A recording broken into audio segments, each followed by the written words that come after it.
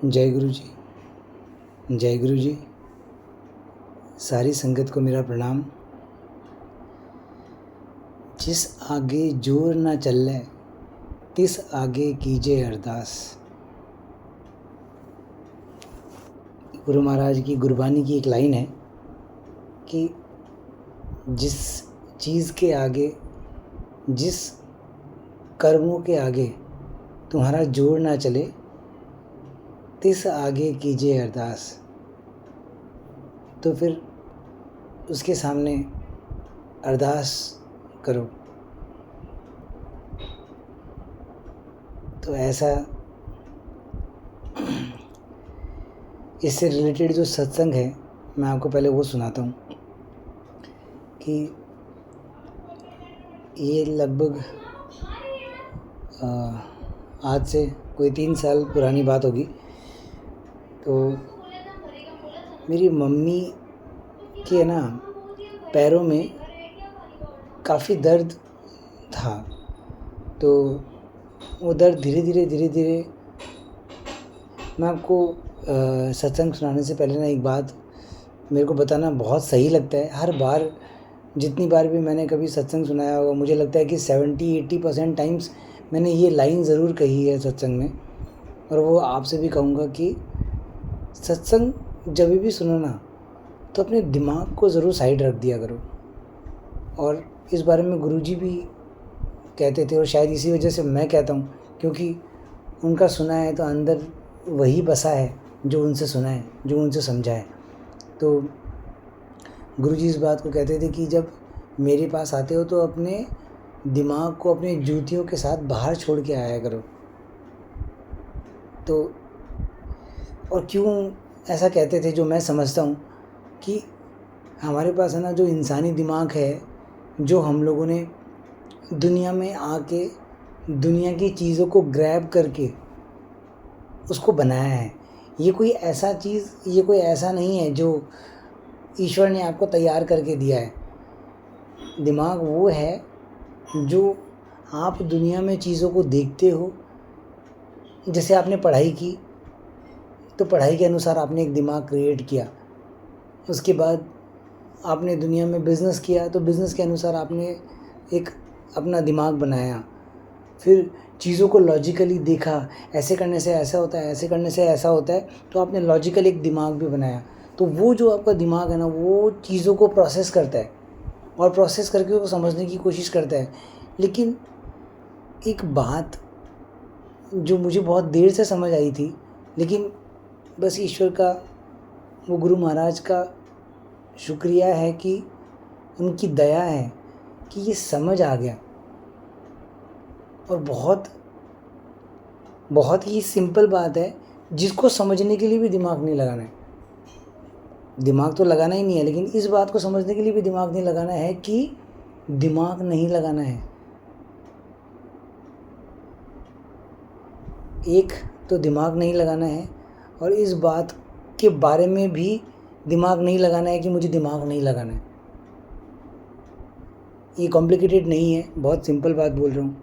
मैं फिर से रिपीट कर रहा हूँ आपको कि दिमाग नहीं लगाना है, ये भी दिमाग नहीं लगाना है। आप बस उसको साइड रखो। बस एक भरोसे के साथ कि जैसे कि जो अब आप सुनने जा रहे हो वो सत्संग एक सच्चाई है जो आपको अपने अंदर उतारनी है। और गुरु महाराज को भी याद करो, क्योंकि वही मुझसे बुलवाते हैं, वही आपको सुनाते हैं, वही समझाते हैं। तो उन पे छोड़ो, दिमाग को छोड़ो और बस भरोसा रखो और सुनो। तो वो चीज़ आप तक पहुंच पाएगी जो पहुंचनी चाहिए। दिल से सुनो इस बात को। तो एक बार मेरी मम्मी की थोड़ी तबीयत ख़राब हो गई। उनके पैर में प्रॉब्लम थी और उनका पैर मतलब ऐसे सूज गया था पूरा, जैसे पैर फूल जाता ना वैसे फूल गया था। और मम्मी मेरी शुगर पेशेंट है, तो थोड़ा सा वैसे भी दिक्कतें और ज़्यादा फेस करनी पड़ रही थी। लेकिन हम लोग एक समय के बाद है ना, इंसान थोड़ा सा जब परेशान होता है तो फिर डॉक्टरों के चक्कर लगाता है। तो हम लोगों ने डॉक्टर को कंसल्ट किया, तो एक डॉक्टर ने बताया कि इनको ये टेस्टिंग कराओ, वो टेस्टिंग कराओ, फिर बताया कि इनको ये प्रॉब्लम है, नर्व की प्रॉब्लम है। दवाइयाँ दी, हम लोगों ने ली, कुछ इलाज नहीं हुआ। दूसरे डॉक्टर को दिखाया, दूसरे ने कुछ एक जजमेंट दिया अपना, उसने भी टेस्टिंग करवाई। तीसरे को दिखाया, तीसरे ने अपनी टेस्टिंग करवाई, लेकिन किसी से भी इलाज नहीं हो रहा है। और हर डॉक्टर को वो टेस्टिंग वगैरह कराते हैं, हर डॉक्टर को हम लोगों ने 10 दिन तक कंटिन्यू किया कि क्योंकि और 10 दिन, हफ्ता 10 दिन बहुत होता है, किसी को हफ्ते भर में चेंज किया तो किसी को 10 दिन में चेंज किया। लेकिन ये हफ्ता 10 दिन एक्चुअल में जब आप बीमार हो ना, तो उस समय 1 घंटा भी बहुत होता है। 1 घंटा में क्या बोलूँ, 1 मिनट भी बहुत होता है। आप तकलीफ़ में हो, चल फिर नहीं पा रहे हो, मम्मी की पोजीशन ऐसी कि मम्मी चल फिर भी नहीं पाती है, और उस पोजीशन में कभी कोई बोले ये टेस्टिंग, कभी कोई बोले वो टेस्टिंग, पैसे भी खर्च हो रहे हैं, इलाज भी नहीं हो रहा है, और उसको देख देख के हम घर वाले और परेशान हो रहे हैं। अब ये चीज़ यूँ ही चलती रही। और मैंने आपको ना अपने पहले के सत्संग में भी बताया था ये वाली बात, मैं वापस रिपीट करूँगा कि गुरु महाराज के सामने ना मैं तब तक अरदास नहीं करता जब तक कि अंदर से टूट नहीं जाऊं। मैं ये नहीं कह रहा कि आपको ऐसा नहीं करना चाहिए, लेकिन एक समझाने की कोशिश कर रहा हूँ कि आपको ना उनको याद करना चाहिए, ताकि वो आपको शक्ति दे जो चीज़ें आपके साथ चल रही है उसके साथ चलने की, जो भी सिचुएशन गुरु महाराज ने बनाई है।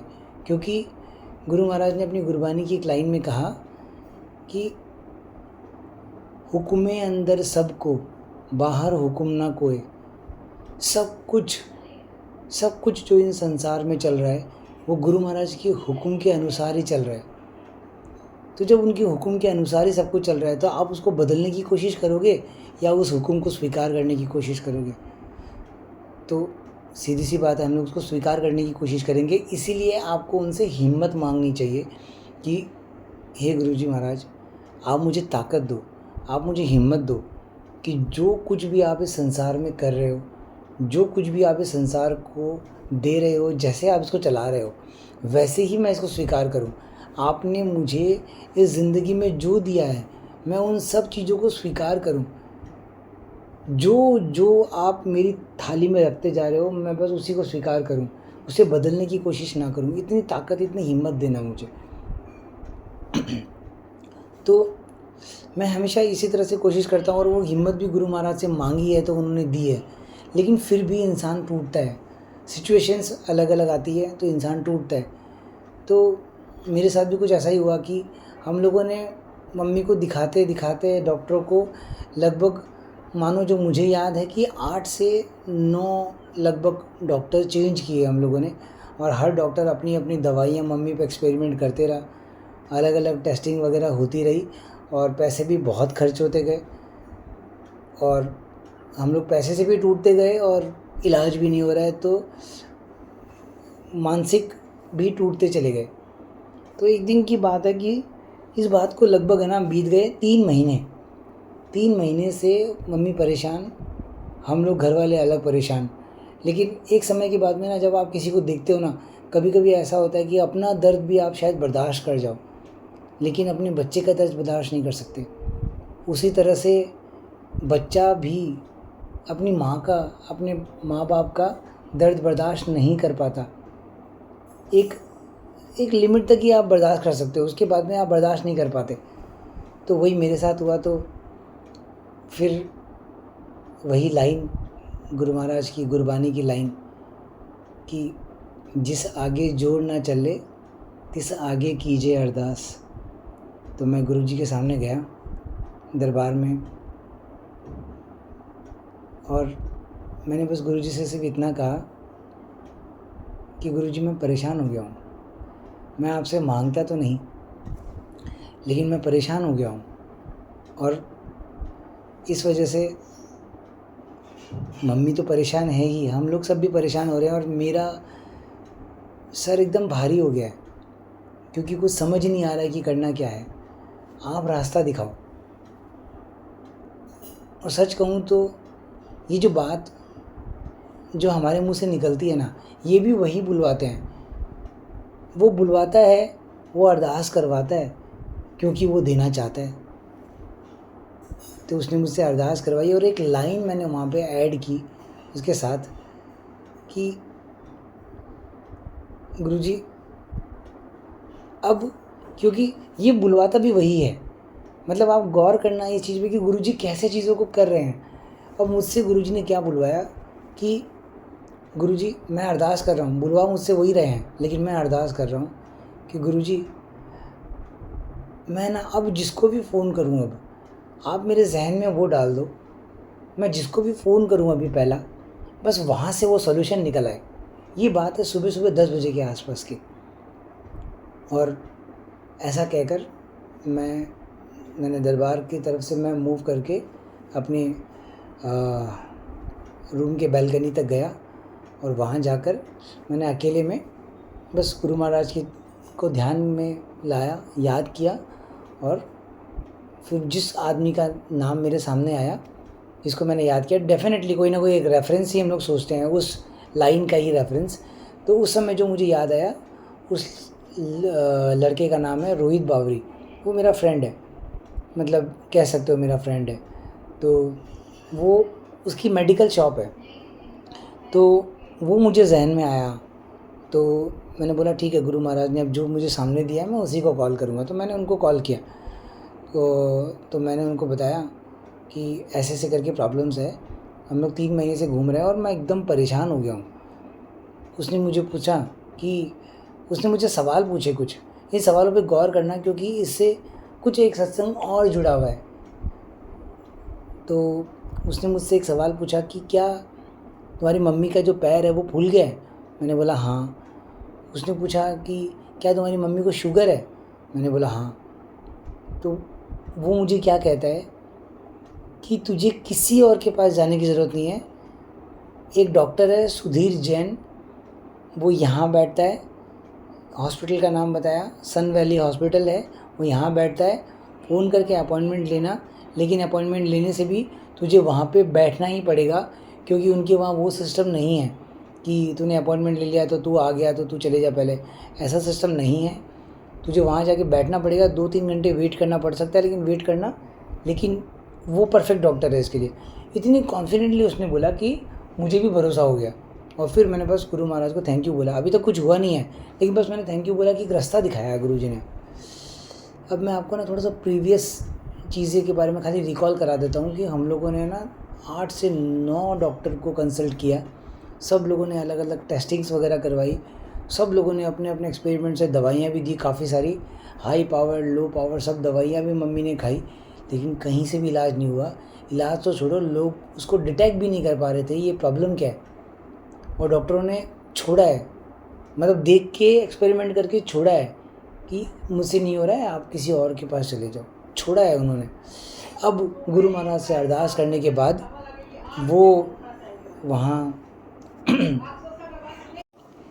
इतनी सारी चीज़ों, इतने सारे डॉक्टर को दिखाने के बाद अब गुरु महाराज की जो करनी है वो किस तरफ जा रही है, वो आप देखने की कोशिश करना। कि एक लड़के से मैंने फ़ोन पे बात की, उसने मुझे एडवाइस किया एक हॉस्पिटल के बारे में, और अब कॉन्फिडेंटली मैं मम्मी को लेकर वहाँ जा रहा हूँ। मैंने फ़ोन किया, फ़ोन पे अपॉइंटमेंट मिली, मैं लेके चला गया। ये बात है लगभग दोपहर में 12 साढ़े 12 बजे के आसपास की। मैं लेके चला गया, वहाँ पे वेट किया। वहाँ जब मैं पहुँचा तो जब मैं डॉक्टर के चैम्बर के बाहर बैठा था तो मैंने नोटिस किया कि वो जो हॉस्पिटल है वो पर्टिकुलरली उस पैर का ही इलाज करता है। और मुझे इतने सालों से मैं यहाँ हूँ, लेकिन मुझे उसके बारे में ना किसी ने बताया और ना मुझे पता है इसके बारे में। मैंने देखा कि वहाँ एक मंदिर बना हुआ है, लिटरली मंदिर बना हुआ है, और वो मंदिर होगा लगभग, जिसकी हाइट होगी लगभग 2 फीट, और उसमें 1 फीट या 1.5 फीट 1.25 फीट जितना लंबा मिट्टी का एक पैर बना हुआ है। सिर्फ पैर, घुटने से लेके नीचे तक का एक पैर बना हुआ है। ज़रा सोच के देखो, कभी आपने ऐसा मंदिर इमेजिन भी किया है कि एक मंदिर, उसके अंदर एक पैर रखा हुआ है? मतलब इसको किसी भी एक रिलीजियस तरीके से जोड़ने की कोशिश मत करना। इसको सिर्फ समझने की कोशिश करना कि एक डॉक्टर वो जिस चीज़ का इलाज करता है उसने उसकी कीमत दिखाई है वहाँ, कीमत कि इस पैर की कीमत क्या है। वो फिर जब हम डॉक्टर से मिले तो डॉक्टर ने कहा भी, मैं आपको बीच में बता देता हूँ कि डॉक्टर ने कहा भी कि हम लोग है ना पैर के साथ है ना बहुत ज़्यादती करते हैं, मतलब नाइंसाफ़ी करते हैं पैर के साथ। कैसे करते हैं कि इसमें जब चोट लग जाती है ना तो ये बहुत सहन कर सकता है हमारा पैर, और पैर का तलवा जो होता है वो तो बहुत ज़्यादा ही सहन कर सकता है। ये ज़्यादा सहन कर सकता है तो हम लोग इसे ज़्यादा सहन करवाते हैं। हम लोग इसको मतलब कुछ भी हो जाए इसको सहन करवाते हैं, बस चल रहा है चल रहा है चल रहा है, लेकिन इसका इलाज नहीं करवाते। लेकिन एक समय ऐसा आता है कि डॉक्टर बता रहा है मुझे कि एक समय ऐसा आता है कि जब पेशेंट मेरे पास आते हैं ना तो वो जो जगह है ना उसकी नर्व डैमेज हो चुकी होती है, ख़त्म हो चुकी होती है, और उसका जहर फैलने वाला होता है। उस सिचुएशन में वो लोग मेरे पास आते हैं और मुझे लास्ट में उसका अंगूठा या पैर ही काटना पड़ जाता है, नहीं वरना क्योंकि वो ठीक तो होगा नहीं, लेकिन उसका जहर, क्योंकि जब कोई बॉडी में आपकी कोई चीज़ काम नहीं कर रही हो ना, ये मुझे मेरी समझ के अनुसार बता रहा हूँ, क्योंकि जो मैंने वहाँ देखा समझा कि जब आपके बॉडी में कोई चीज़ें काम नहीं कर रही हो ना, तो वो काम नहीं कर रही है तो अल्टीमेटली क्या है, उसके अपने आसपास की चीज़ों को भी वो धीरे धीरे डैमेज करने की कोशिश करती है, क्योंकि वो काम नहीं कर रही है, वो चीज़ें वहाँ तक पहुँच नहीं रही है। वो पहुँच के वहाँ से एक सर्कुलेशन में घूमनी चाहिए ना, वो नहीं घूम रही है तो वो क्या करती है, धीरे धीरे पास की चीज़ों को डैमेज करती है और वो चीज़ें, वो परेशानियाँ बढ़ती है। तो डॉक्टर क्या करता है, उस नर्व को ही काट देता है वहाँ से, ताकि वो चीज़ वो हट ही जाए वहाँ से और जहर ना फैले, और जैसा उनका तरीका है वो अपना कनेक्शंस बनाती है वैसे। तो हम लोग बाहर वेट कर रहे थे, मैंने वो मंदिर देखा, फिर हम लोग अंदर गए डॉक्टर के पास। डॉक्टर ऐसा मानो जैसे कि गुरुजी डॉक्टर बन के आए हो। वो मम्मी को बोला बैठने के लिए, फिर उन्होंने कुछ एक अपनी मलहम जैसी कुछ मंगाई, मम्मी के पैरों पे लगाई, उसको लगा के कुछ एक अपनी वहाँ पे उनके पास अब वहीं पे अवेलेबल है। और एक ऐसा चैम्बर जो मैंने नॉर्मली ऑपरेशन थिएटर में ही आप ऐसा देखते हो कि 4-5 डॉक्टर एक साथ लगे हुए हैं, तो वहाँ वो 3-4 जो डॉक्टर जो उनके अटेंडेंट कह सकते हो या जो साथ वाले डॉक्टर होते हैं, वो वहाँ कोई दवाई जो पैरों पे मल रहा है वो मल रहा है, फिर एक ने वो कुछ टेस्टिंग के लिए कुछ एक पॉइंट्स लगाते हैं, वो चिपकाते हैं उसके ऊपर, वैसे वो लगा रहा है। ऐसे करके पूरी टीम बनी हुई है, लेकिन डॉक्टर अभी तक कुछ नहीं कर रहा है। डॉक्टर बस चीज़ों को गाइड कर रहा है ऐसे। फिर उसने वो मोनेटाइज़ किया, चीज़ों को देखा और देख के कहता है कोई नहीं है, सब ठीक है। अरे सब ठीक है मतलब? फिर हम लोगों ने पूछा कि रिपोर्ट दिखाने की कोशिश की, थोड़ी बहुत रिपोर्ट वगैरह उसने देखी। बोला यार क्या करवा दिए, इतने सारे रिपोर्ट से क्यों करवाए हैं, कोई ज़रूरत ही नहीं है इन सब चीज़ों की। फिर उसने एक बनाया, फिर उसने बताया कि इसमें ये एक ऐसी प्रॉब्लम है जिस वजह से ऐसा ऐसा हो रहा है। जो भी उसने बताया बहुत स्पेसिफिकली बताया उसने, ये दवाई है मैं जो लिख के दे रहा हूँ, ये आप ले लेना, एक ये मलहम है ये लगा लेना, और टेस्टिंग की कोई ज़रूरत नहीं है। आप समझो इस बात को कि 8-9 डॉक्टर ने चेक किया, अलग अलग तरह की टेस्टिंग करवाई है, एक बार अरदास की गुरुजी के सामने, और जिस डॉक्टर के पास मैं गया हूँ वो बोला टेस्टिंग की ज़रूरत नहीं है, बस ये टेस्टिंग आप 2 से 3 दिन बाद जब ये दवाइयाँ ले लोगे उसके बाद ये टेस्टिंग करवाना और मुझे सिर्फ तसल्ली के लिए दिखा देना, बस, ज़रूरत नहीं है इसकी। मैंने फोर्स किया है डॉक्टर को, उसके बावजूद नहीं। और मम्मी ने वो दवाइयाँ उसकी अच्छा मैं बताता हूँ आपको कि डॉक्टर की फ़ीस 500 रुपये, कुछ दवाइयों का एक मिनिमम सा खर्चा, और वो टेस्टिंग तो मैंने बाद में ही करवाई, लेकिन उस दवाइयों का मिनिमम सा खर्चा। और 3 दिन बाद मम्मी नॉर्मल पोजीशन में उनके पास आई है। हम लोगों ने रिपोर्ट्स करवाई, डॉक्टर ने देखा, डॉक्टर ने बोला एकदम सही है, आप ये कोर्स जो मैं दवाई का आपको दे रहा हूँ इसको कंटिन्यू करो, सब ठीक हो जाएगा। और मम्मी उस चीज़ को, उस दवाइयों को लेकर कंटिन्यू करती गई। और बहुत सिंपल बात है जो मैं आपको बता रहा हूँ, लेकिन जो पेशेंट है ना, जो अपने पैर से 3 महीने से चला ही नहीं हो, उसके लिए बता रहा हूँ मैं ये बात कि मम्मी लिफ्ट से नीचे जाती है, नो डाउट सीढ़ियों से नहीं जाती, लेकिन चल के अपने भजन कीर्तन वगैरह में जाती है, आती है। बाज़ार जाना होता है तो खुद पैदल चल के जाती है, आती है।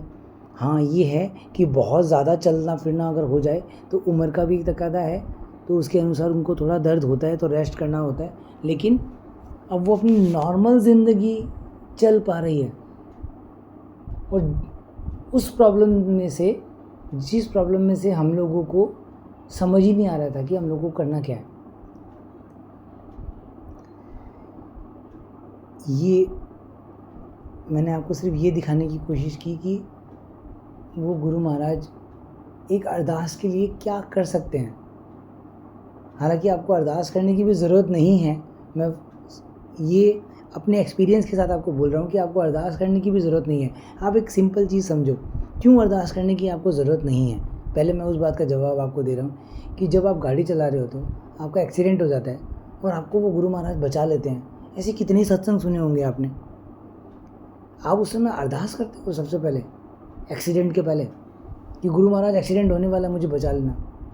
नहीं, लेकिन वो आपको बचाते हैं।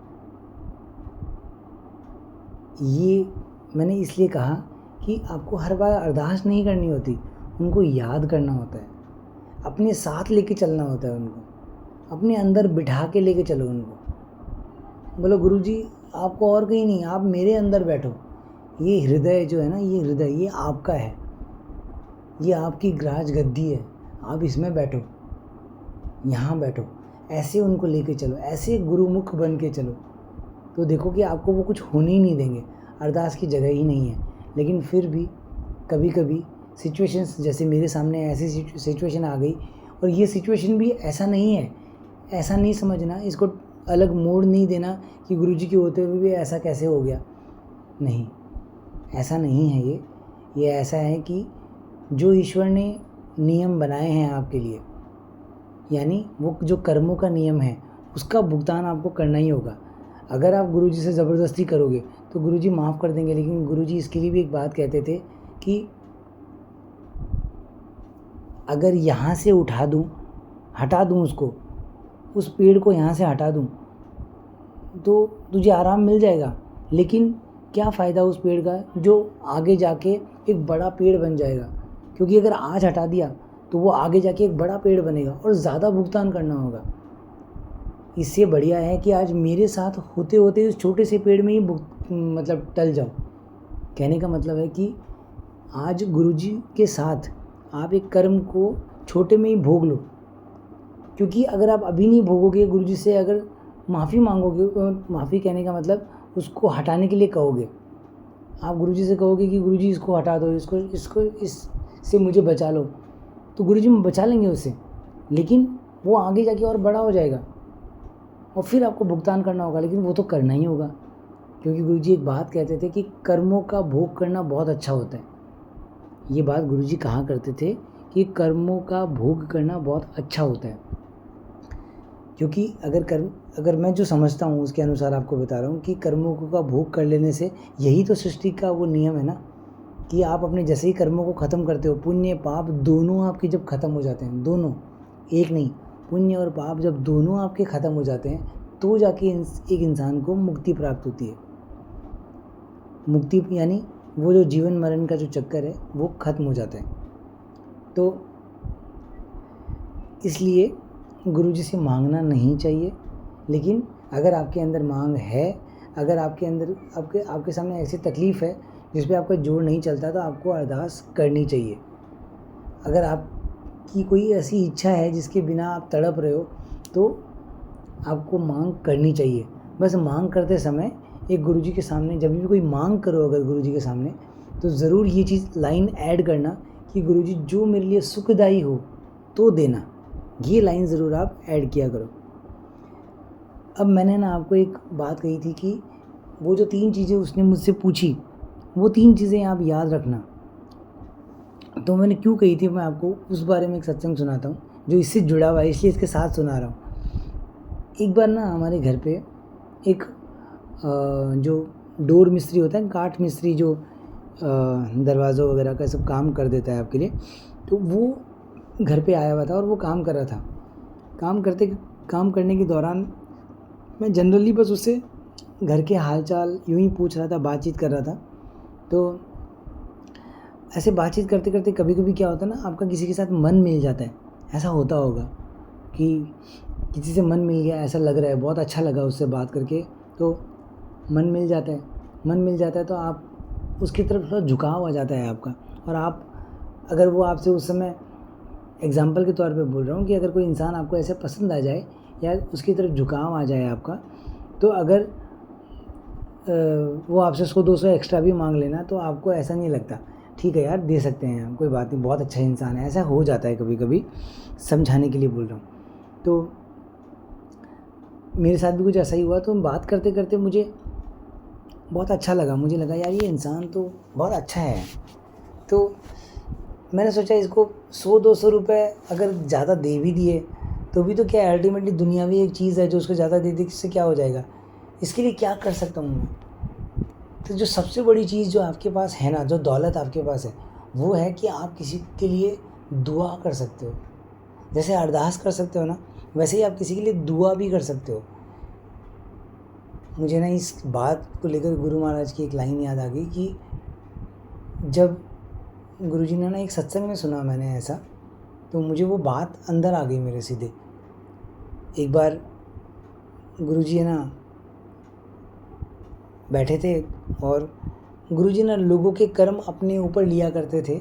ये बात आप सबको पता होगी, अगर नहीं पता है तो मैं आपको बता रहा हूँ कि गुरुजी कर्मों का भुगतान आपको करना ही होता है। लेकिन जब आप नहीं कर पाते और जब गुरुजी से मांगते थे, तो उस समय गुरुजी क्या करते, उन कर्मों को अपने ऊपर लेते और उसका भुगतान करते, और जैसे भी उसको नष्ट करना होता गुरु महाराज उसको नष्ट करते, लेकिन आपका कष्ट मिटा देते। लेकिन है तो शरीर ही ना, है तो नाशवान।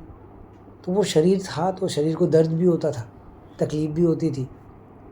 तो एक समय गुरु महाराज बैठे थे और कुछ संगत बैठी थी, जो अब कुछ खास संगत है ना, जो लास्ट में रह जाती थी, जो गुरु महाराज से बहुत प्यार करती है, वही रह जाती है लास्ट में। तो जब वो बैठे होती थी, उस समय की बात है, तो गुरुजी ने ऐसे अचानक से बोला कि मेरे लिए दुआ किया करो।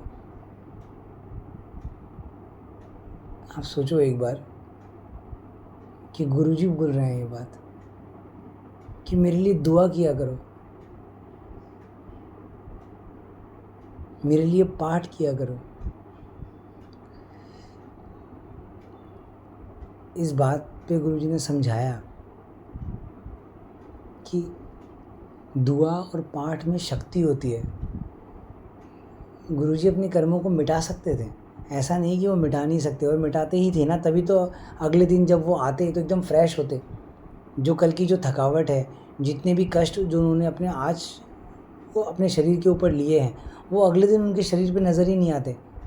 वो अगले दिन उनके चेहरे पे एकदम अलग एक रौनक होती है, और वापस से एक अलग नूर होता है उनके चेहरे पर, और वापस से वो वही अपनी, क्या कहते हैं ना, ड्यूटी पे लग जाते। गुरुजी कहते थे कि ड्यूटी करने जाना है। तो गुरु महाराज भी कहते थे इस बात के बारे में कि दुआ करनी चाहिए। तो मुझे याद आ गया तो मैंने आपको बता दिया। तो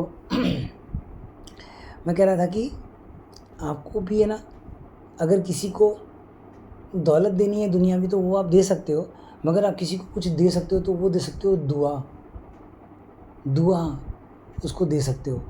तो मैंने उस समय मेरे जहन में ये आया, तो मैंने क्या किया, मैं बस पीछे मुड़ा, क्योंकि वो दरबार के रूम में ही वो काम कर रहे थे। तो मैंने पीछे मुड़ा, दरबार की तरफ देखा, और बस देख के ऐसे गुरु महाराज से ऐसे अरदास की कि गुरुजी इसका ख्याल रखना, ये बहुत अच्छा लड़का है, इसका ख्याल रखना। और बस इतना सा ही बोला और अपने काम में लग गया। ये दिल से निकली हुई दुआ है, ये काम करती है और पक्का करती है, इस पर डाउट नहीं करना। मतलब इतना ही, इतना सिंपल ही है, और इससे ज़्यादा कुछ भी नहीं। इतनी सिंपली ही आपको बोलना है जैसे मैंने आपको बताया बस। लेकिन आपके दिल से दुआ होनी चाहिए, सच्ची होनी चाहिए, बस सच्ची होनी चाहिए और अच्छी होनी चाहिए। गलत किसी के लिए कभी भी नहीं मांगना, वरना इसका भी एक अलग भुगतान आपको भी करना होता है। तो ऐसा कभी नहीं करना, जिसके लिए भी मांगो हमेशा अच्छा ही मांगना। तो मैंने गुरु महाराज के सामने दुआ की कि बस इसका ख्याल करना, इसका ख्याल रखना, अच्छा इंसान है, इतना ही बोला, बस हो गया। और वो मिस्त्री अपना काम करके चला गया। हफ्ते 10 दिन बाद की बात है, हफ्ते भर बाद की बात है कि मैं ना जहाँ दरबार है उस जगह पे, उस रूम में, वहाँ पे सफाई कर रहा था, झाड़ू लगा रहा था वहाँ पे। और क्योंकि सेवा है तो अब मैं अपनी सेवा कर रहा था। और जब सेवा मैंने शुरू की ना, उसके पहले से ही सेवा के मतलब जस्ट सेवा शुरू कर रहा हूँ ना, उस समय मेरे जहन में ना एक बात आना शुरू हो गई कि वो आफ़ताब जो है ना, आफ़ताब नाम है उस लड़के का, जो मिस्त्री था ना, उसका नाम है आफ़ताब। तो मेरे जहन में एक बात आना शुरू हो गई कि वो आफ़ताब को है ना उस दिन पैसे कम दे दिए क्या, या आफ़ताब आफ़ताब आफ़ताब आना शुरू हो गया, ऐसे समझ लो। मुझे बातें याद नहीं आ रही अभी कि क्या क्या मेरे जहन में आ रहा था, लेकिन कुछ बातें याद आना शुरू हो गई और आफ़ताब के बारे में आना शुरू हो गई। और मुझे अच्छा नहीं लग रहा था, क्योंकि मैं जब सेवा करता हूँ तो कोशिश करता हूँ कि गुरु महाराज को याद करते रहूँ। तो मैंने याद करने के अलग अलग तरीके भी लगाए। मैंने कोशिश की कि मैं मंत्र जाप कर लूँ। मंत्र जाप कर रहा हूँ तो मेरा उधर भी ध्यान नहीं जा रहा है। मैं गुरु जी को याद कर रहा हूँ, मेरा उधर ध्यान नहीं जा रहा है। मेरे जहन में बार बार वो फिट हो गया, मतलब आफ़ताब मेरे जहन में वही आ रहा है। मैंने पूरी अपनी सेवा कंप्लीट की, दरबार ठीक किया, बैठा, मेरे जहन में वही है। मैंने सोचा कि सत्संग शुरू करूँगा तो ठीक हो जाएगा। मैंने सत्संग शुरू किया। शब्द गुरबानी के दौरान भी मेरे दिमाग में वही आ रहा है। मेरे को गुस्सा आने लग गया लास्ट में, इतना गुस्सा आने लग गया कि एक ऐसा होता है ना कि इतनी देर बैठे, सत्संग में होता होगा आपके साथ में, इतनी देर बैठे अगर ध्यान नहीं लग रहा है तो फिर आपको ख़राब लगता है, दुख होता है कि एक समय पे बैठे थे गुरु महाराज के साथ, उधर ध्यान ही नहीं है, तो जो आज आशीर्वाद गुरु महाराज से मिलना था वो ठीक से ले ही नहीं पाए हम लोग। ऐसा हो जाता है, हम लोग सोचते हैं, लेकिन ये भी मुझे लगता है एक नासमझी है हमारी कि जिस परमात्मा ने ये पूरा संसार बनाया है, हम लोग उसके लिए सोच रहे हैं कि शायद वो दे नहीं पा रहे होंगे। तो मुझे लगता है ये एक नासमझी ही है, मगर जैसी भी है अब यही है। और मैं गुरु महाराज के सामने झूठा नहीं बनना चाहता, जो सच है वही आपके सामने पेश कर रहा हूँ। तो सत्संग की तरह से जो आ रहा है वो बता रहा हूँ आपको। तो फिर लास्ट में मुझे लगता है कि शायद आरती तक मैं पहुँच ही नहीं पाया, और मुझे लास्ट में वो मंत्र जाप के वहीं पे, मंत्र जाप भी शायद नहीं पहुँच पाया, मुझे सत्संग बीच में रोकना पड़ा क्योंकि मैं फ्रस्ट्रेट हो गया। और फिर लास्ट में जाकर मैंने गुरु जी के सामने हाथ जोड़ लिए और गुरु जी से कहा कि मन ही मन, बस गुरु जी से कहा अंदर से, कुछ मुंह से आवाज़ नहीं की मैंने, अंदर ही अंदर बस गुरु महाराज से कहा कि गुरु जी मुझे समझ नहीं आ रहा है कि ये आफ़ताब मुझे इतना ज़्यादा क्यों याद आ रहा है, लेकिन आप मुझे इससे बाहर निकालो। मतलब मुझे अब समझ नहीं आ रहा है कि क्या करूं, क्योंकि मेरे जहन में बैठ गया है और मुझे अब बहुत ज़्यादा गुस्सा आ रहा है अंदर से, क्योंकि मैं ध्यान नहीं लगा पा रहा बिल्कुल भी। तो अब जब अरदास करते हो ना, तो हमेशा गौर करना कि अगर आपके जहन में कोई एक बात आ रही है कि ये कर लेना चाहिए, तो फिर आपको वो कर लेना चाहिए, क्योंकि उसमें दिमाग नहीं लगाना। फिर जहन में जैसे ही अरदास करने के बाद आपके पास अगर कुछ ऐसा जहन में प्रेशर से आ रहा है, ज़बरदस्ती सोचना भी मत इसके बारे में, लेकिन अपने आप अगर आपके अंदर से कोई थॉट आ रही है कि ऐसा कर लो, तो वो कर लेना, भरोसा करना, वो कर लेना। तो मैं वापस कहता हूँ कि अपना दिमाग लगा के नहीं सोचना, अपने आप जो आ रही है उसको आने देना, कोई बात नहीं, है ना, उसको वेलकम करना जो आ रहा है। तो मेरे जहन में उस समय आया कि तू एक काम कर, जैसे गुरु महाराज ने वो आशीर्वाद दिया, जैसे अरदास की तो कहा कि तू एक काम कर, तो एक बार उसको फ़ोन कर ले। और फ़ोन करके मैंने सोचा फ़ोन करके क्या बोलूँगा, तो मैंने सोचा एक काम करते हैं, फ़ोन करके ये बोल दूँगा कि है ना घर पे कुछ काम था तो तू कब आ सकता है, ऐसे ही बोल देना कोई भी काम, फिर बाद में फ़ोन मत करना। तो मैंने सोचा ठीक है, इस बहाने से फ़ोन करते हैं। तो मैंने आफ़ताब को फ़ोन मिलाया, मैंने बोला कि आफ़ताब कैसा है, पूछते हैं ना हम लोग जनरली ऐसे ही कि कैसे हो, पहले हाल चाल ही पूछते हैं। तो मैंने पूछा कि कैसे है, तो वो मुझे कहता है कि ना भैया ठीक नहीं है, गांव आया हुआ है। तो बोला कि, मैंने बोला ठीक क्यों नहीं है, तो बोला कि ना माँ का तबीयत ठीक नहीं है, वो उनके पैर में कुछ प्रॉब्लम आ गई, तो उस वजह से जैसे उसने कहा कि पैर में प्रॉब्लम है, एकदम झट से मेरे दिमाग में आया कि ये सेम प्रॉब्लम मैंने 3 महीने तक मम्मी के लिए फेस की है। तो मैंने उससे पूछा, अब मैंने भी उससे वही 3 सवाल पूछे जो मुझसे पूछे गए थे। मैंने उससे पूछा, वो मुझे पहले बता चुका है, मतलब इस दौरान ये बात चल रही है और वो मुझे कह रहा है कि डॉक्टर के लेके घूम रहा हूँ, मुझे नर्व का प्रॉब्लम बताया है और बोला है कि ये दवाई ले लो और ऐसे करके तुम्हारा इलाज हो जाएगा, लेकिन बहुत टाइम से चल रहा है और परेशान हूँ, इलाज हो नहीं रहा है। और मुझे अंदर से खुशी होने लग गई, क्योंकि मुझे समझ आ गया था कि गुरु महाराज मेरे साथ क्या खेल खेल रहे थे। क्योंकि मैंने ये अरदास की थी कि इसका ख्याल रखना, तो गुरु महाराज ने मेरे ही अंदर जहन में डाला और मुझसे फाइनली कॉल करवा दिया। और मैंने कॉल किया तो मैंने उससे वो 3 सवाल पूछे कि क्या तेरी मम्मी का पैर फूल गया है? उसने बोला हाँ। मैंने पूछा कि क्या तेरी मम्मी को शुगर है? उसने बोला हाँ।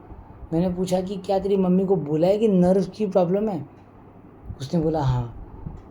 मेरे मुंह से सीधा निकला कि ना इधर जा ना इधर जा, तू सोच भी नहीं सकता। मैंने उसको बोला, तू सोच भी नहीं सकता कि तेरे लिए उस परमात्मा ने कैसे चक्कर घुमाया है। तू अभी के अभी, आज के आज ही तू अपनी माँ को लेकर गुवाहाटी आ, मैं तेरे साथ चलूँगा जहाँ हॉस्पिटल है, क्योंकि शायद तू नहीं पहचान पाए। मैं तेरे साथ चलूँगा, वो डॉक्टर के तक चलूँगा, वो डॉक्टर मुझे पता है जो इसका इलाज करने वाला है। तो वो मुझे कहता है कि मतलब थैंक यू उनको बोला उसने।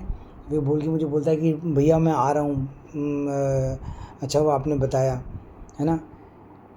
लेकिन क्योंकि मुझे थोड़ा सा डाउट में लग रहा था वो, क्योंकि जल्दी से विश्वास नहीं हो पाता एक इंसान को, इतनी दूर से चल के वो अपने गांव से यहाँ तक आएगा तो नहीं आ पाता। मैंने उसको रिपीटेडली बोला, मैंने बोला कि तू इधर उधर चक्कर में मत आना, मेरी मम्मी के साथ ये सेम प्रॉब्लम हुई थी, 3 महीने तक हम लोग ऐसे ही दौड़ते रहे, फिर जाके गुरु महाराज का आशीर्वाद हुआ और ये चीज़ ठीक हुई। मैं उसी डॉक्टर के बारे में तुम्हें बता रहा हूँ, इधर उधर भागने की कोशिश मत करना। एकदम कॉन्फिडेंटली मैंने उसको बताया कि तू इधर आ जाना। और फिर विश्वास दिला के मैंने उसको बोला और मैं इंतज़ार किया मैंने उसका, लेकिन वो आया नहीं। फिर मैंने उसको वापस से कॉल किया या नहीं किया मुझे याद नहीं, लेकिन शायद मैंने उसको एक बार और कॉल किया और वो बोला कि मैं आऊँगा ऐसे कहा, लेकिन वो आया नहीं। और इस बात को लगभग 6 महीने और बीत गए उसके बाद। वो ऑलरेडी 1-1.5 महीना हो चुका था उसको उस समय जब मैंने कॉल किया। उसके 6 महीने बाद एक दिन वो मेरे पास दुकान पे आया, क्योंकि वो दुकान पे भी मेरे पास वहाँ पे काम कर चुका है, तो वो काम ढूंढ रहा था थोड़ा, तो वो मेरे पास वहाँ पे आया मिलने के लिए। तो मैंने उसको देखा, तो मैंने देखती मुझे वो बात याद आ गई 6 महीने पुरानी। तो मैंने उससे कहा कि अरे आफ्ताब की मम्मी का कैसा है तबीयत? तो बोला, मुझे क्या कह रहा है वो कि क्या बताएं भैया, 3.5 लाख रुपए लग गए, 6 महीने से ज़्यादा हो गए और इलाज भी नहीं हुआ। सोचो आप एक बात को कि गुरु महाराज को पता था, तो उन्होंने उसका भला करने के लिए पूरी कोशिश की, उस तक पहुंच भी गए। लेकिन जब इंसान अपना खुद का दिमाग ज़्यादा लगा लेता है तो वो उस चीज़ तक पहुंच नहीं पाता जो चीज़ को खींच रही होती है। सोचो, ये तो वो एनर्जी खींच ही रही थी ना, चाहे से मेरे थ्रू हो या किसी के थ्रू भी हो, क्योंकि कभी कभी आपके साथ भी ऐसा होगा कि कोई एनर्जी आपको कहीं से खींच रही होगी। मैंने ये पहले भी बताया था एक सत्संग में, मैं फिर बताता हूँ कि जब भी कोई चीज़ आपको फोर्स कर रही हो बहुत ज़्यादा ना, है ना, हमेशा गुरु महाराज को याद करना, ये फर्स्ट टॉप प्रायोरिटी बात है कि आपको याद रखना है गुरु महाराज को। और फिर अगर आपको वो चीज़ फिर भी फोर्स कर रही है और खींच रही है आपको ना, तो आप उस तरह मूव करना और भरोसा करना और बोलना गुरु जी को एकदम बेधड़क। आप बोलना कि गुरु जी आप पे भरोसा करके बढ़ रहा हूँ, संभाल लेना। अब गुरु महाराज की रिस्पॉन्सिबिलिटी बन जाती है कि वो आपको गिरने नहीं देंगे, जो गलत भी चले गए हो तो भी गिरने नहीं देंगे। ऐसा भी हुआ मेरे साथ कि मैं गलत चला गया था एक बार, मैं उसका सत्संग भी आपको सुनाऊंगा लेकिन किसी और समय, क्योंकि आज समय थोड़ा सा कम है अब।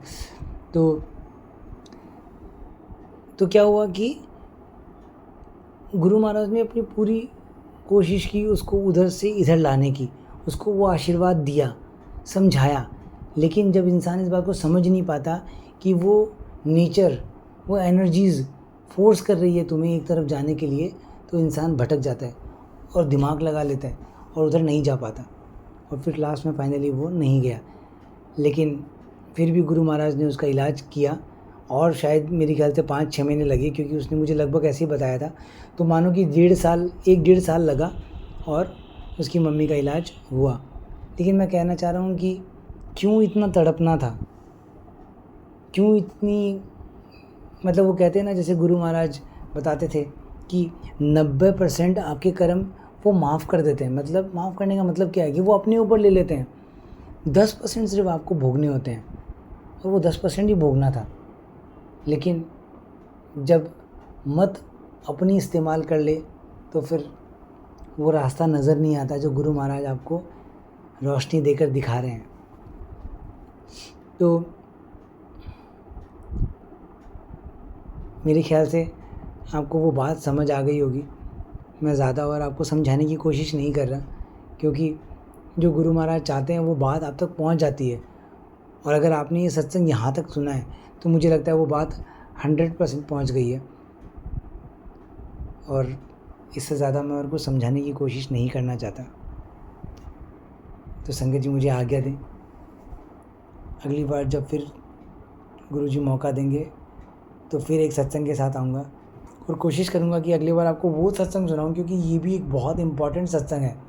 कि कभी कभी है ना, हम लोग एक अरदास करते हैं और वो अरदास गलत हो जाती है। गलत यानी मतलब एक गलती हो गई आपसे और गलती में आप फंस गए, तो भी उससे गुरु महाराज कैसा सुंदर फूल खिला देते हैं। अगर आप गुरु महाराज को अपने साथ लेके चलते हो, याद में, सिर्फ याद में अपने साथ लेके चलते हो। और याद का मतलब मैं आपको फिर बता दूं कि याद का मतलब कोई स्पेसिफिक बात नहीं है। आप इसको सिंपली ऐसे समझो, अगर आप एक लड़का हो तो एक लड़की की तरह सोचना, और एक लड़की हो तो एक लड़के की तरह सोचना कि जब हम लोग एक प्यार में होते हैं ना किसी के साथ, तो जब तक हम लोग उससे मिलते हैं तब तक तो मिलते हैं, मानो कि आधे घंटे 1 घंटे हम लोग मिले, है ना। उसके बाद जब मैं गर्लफ्रेंड बॉयफ्रेंड की तरह समझा रहा हूँ, सबके साथ ऐसा लाइफ में हुआ होगा कि किसी ने किसी से प्यार हुआ होगा। तो दिन भर क्या करते हो आप, या छोड़ दो, आप ऐसे समझ लो एक माँ और एक बच्चा जिसको अपने बच्चे से बहुत प्यार है, या माँ बाप से बहुत प्यार है, या जिससे भी बहुत प्यार है, वो रिश्ता चाहे कोई भी हो, लेकिन गर्लफ्रेंड बॉयफ्रेंड वाला रिश्ता आसानी से समझ आता है। इसलिए मैंने उस बारे में बताया कि जब मिलके एक लड़का एक लड़की से मिलके घर चले जाते हैं अपने अपने, तो जिस समय वो लोग होते हैं साथ वो ठीक है, लेकिन जब वो चले जाते हैं अपने अपने घर, तो वो क्या करते हैं, वो अपने जहन में उसको याद करते हैं, वो मीठी मीठी यादें, कैसे मिले थे, कहाँ कहाँ गए थे, क्या क्या खाया था, उसका चेहरा कितना सुंदर है, उसकी बातें कितनी अच्छी है, वो सोचता कितना अच्छा है, वो सोचता कितनी अच्छी है। ऐसे होता है, चीज़ें याद आती है, चीज़ें कनेक्ट करते हैं। तो वो मिलना हमारा गुरुजी के साथ क्या है, हमारा जो मिलना गुरुजी के साथ है वो है सत्संग। जब हम सत्संग में होते हैं तो हम गुरुजी से मिल रहे होते हैं। जैसे कि अभी आप सत्संग में हो, अगर आप ये सत्संग सुन रहे हो तो आप सत्संग में हो। आप अगर ये सत्संग सुन रहे हो तो आप सत्संग में हो। सिर्फ दीपक जलाकर दरबार में बैठना ही सत्संग नहीं होता, एक सत्संग को सुनना भी सत्संग ही होता है। तो जब आप एक सत्संग सुन रहे हो तो आप सत्संग में हो, जब आप दरबार में बैठे हो तो आप एक सत्संग में हो, उसमें आप बाय डिफ़ॉल्ट गुरुजी की याद में होते हो। लेकिन जब दिन भर आप अपना काम कर रहे होते हो, कभी ऑफिस में, कभी घर में, या कभी कहीं, तो उस समय कैसे होता है, उस समय तो आप सत्संग में नहीं होते, उस समय आप गुरु महाराज को अपनी याद में लेके चलते हो। उस समय आप गुरु महाराज से जुड़ी हुई जितनी भी सारी बातें हैं उन सारी बातों को याद करते हो, तो आप याद में होते हो। आप कुछ काम कर रहे होते हो तो गुरु महाराज से एक अरदास करते हो, एक छोटी सी अरदास 1 सेकंड वाली, कि मैं ये एप्लीकेशन लिखने जा रहा हूँ, संभाल लेना 1 सेकंड में, गुरुजी, बस इतना सही बोला गुरुजी, और लिखना शुरू। याद किया है आपने। आप अपनी कुर्सी पे बैठने के लिए जा रहे हो, आपने याद, बस गुरुजी को एक बार याद किया कि गुरु महाराज आज्ञा दो कि मैं बैठूं और ठीक से काम कर पाऊँ, ईमानदारी से काम कर पाऊँ, और आप बैठ गए, आपने याद किया है। आप आटा लगा रहे हो, आटा लगाते समय गुरुजी रोटियां बनानी है, शुरू हो जाओ अब बस। और फिर आपने याद कर लिया और शुरू कर दी। अब देखो उस आटे में असर, उसका असर ही अलग होगा, उसकी एनर्जी ही अलग होगी। पहले के ज़माने में होता ही ऐसे था कि पुराने ज़माने में जब औरतें आटा निकालती थी ना, तो आटा निकालते समय वो कहती थी कि राम राम कृष्ण, जो जिस नाम से उसको पुकारता वैसे पुकारता और उसको आटे को गूंदना शुरू करते। मेरा कहने का भाव है कि आप किस तरह से याद करोगे इसका कोई पर्टिकुलर प्रोसेस नहीं है। कोई उनके स्वरूप को देखकर याद करता है, तो कोई अपने काम काज में उनको शामिल करके याद करता है, कोई कहीं जाता है तो उनको अपने अंदर बिठा के लेके जाता है, कोई अपने साथ लेके जाता है, कोई हर जगह ही उनको देखता है। तो याद करने का कोई पर्टिकुलर तरीका नहीं, बस जिससे प्यार हो गया उसकी याद कैसे आती है, बस वैसे ही याद करना है आपको। बस याद रखो, याद करो, बाकी गुरु महाराज पे छोड़ दो। वो अपने आप आपको रास्ता दिखाएंगे और अपने आप आपको एक ऐसी जगह पे ले आएंगे जहाँ पे फिर आपको और किसी से कुछ पूछने की ज़रूरत नहीं होगी, आपको अपने आप सब कुछ समझ आएगा। गुरु महाराज आप सब पर, हम सब पर अपनी कृपा बनाए रखें। आज्ञा दे संगत जी। जय गुरु जी, जय गुरु जी।